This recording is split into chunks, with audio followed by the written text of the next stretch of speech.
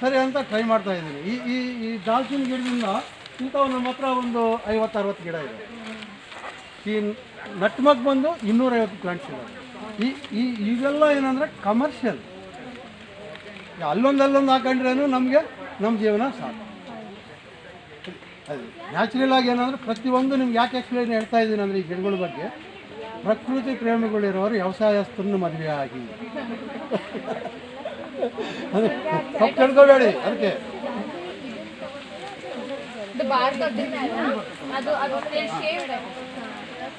ಇದು ಬಿರಿಯಾನಿ ಎಲೆ. ಬಿರಿಯಾನಿನಲ್ಲಿ ಎಲೆ ಬರ್ತಾವಲ್ವ, ಅದೇ ಎಲೆ.